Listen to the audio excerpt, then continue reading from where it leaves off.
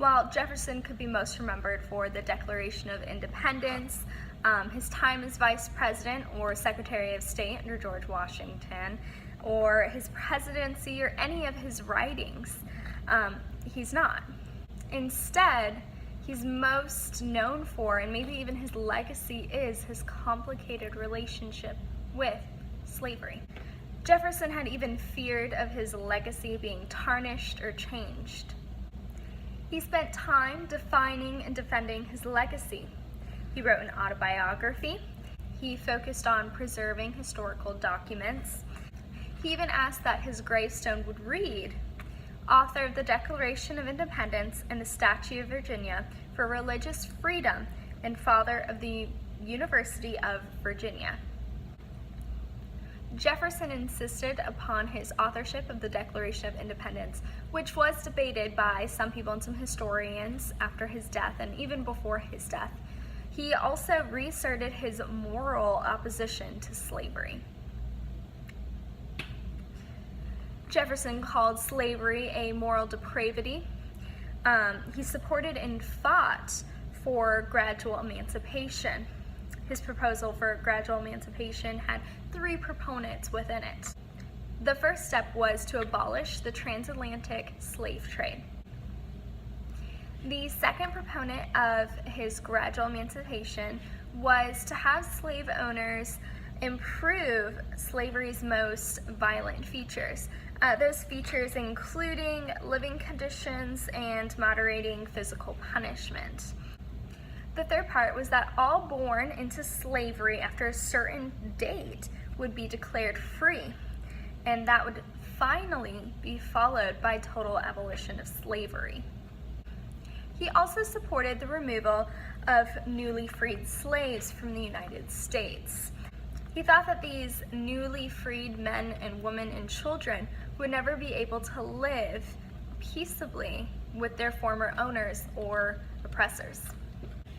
While Jefferson continued to oppose slavery and fight for its abolition, this isn't his legacy. In fact, most people know him more for his relationship with a certain slave named Sally Hemings. In 1802, James Callender wrote in a Richmond newspaper about Jefferson and his possible relationship and children with a slave named Sally. Although this rumor had already existed, it led to almost an explosion. His opposition used it during his fight for presidency, and even after his presidency, it continued to spread. There are many mixed opinions on his relationship with Sally Hemings and if he did father children. Some say that he fathered 6, some say that he didn't father any at all, or that his nephew fathered some of the mixed children. DNA testing done on one of the Hemings descendants and on a Jefferson descendant shows that a Jefferson male did father Eston, the youngest of Sally's children. It concluded that a Carr nephew did not father Eston, which is what Thomas Jefferson's children asserted.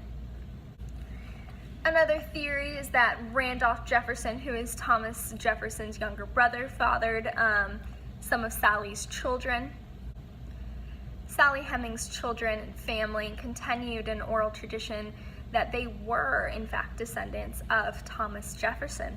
However, in the 1940s, Eston Hemings' descendants changed their history to state that an uncle of Jefferson's was their ancestor rather than Thomas Jefferson. Some say another clue that Thomas Jefferson is, in fact, the father of Sally's children is that he freed her entire family. Thomas Jefferson did not free any other nuclear slave family from his plantation. Though there has always been rumors of Jefferson and Sally, the story became more important and even prominent after Jefferson's death. People think more about his relationship with Sally than anything else. When it is interesting that he was such a strong opposition to slavery within a government and political sphere, however, he did own slaves himself.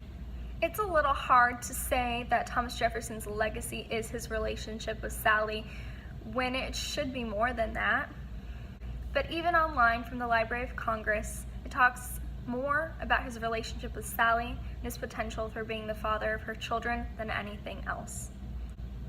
Everything he did during the Revolution and after is clouded by this relationship, and ultimately it's what most people know him for.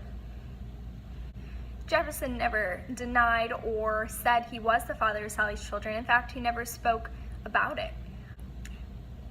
No one will ever really know if he was or was not the father of Sally's children and what type of relationship he did have with Sally Hemings. And maybe that is why it is his legacy, because it is such a mystery. And it's interesting to study and to see a man who opposed something publicly, yet had slaves, yet maybe even had a relationship with a slave. I know Thomas Jefferson did not want to be known for this, as you can tell by his gravestone.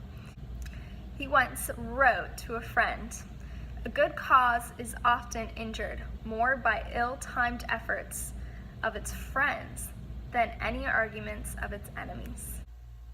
And while he put all that on his gravestone, unfortunately, he really couldn't determine his own legacy.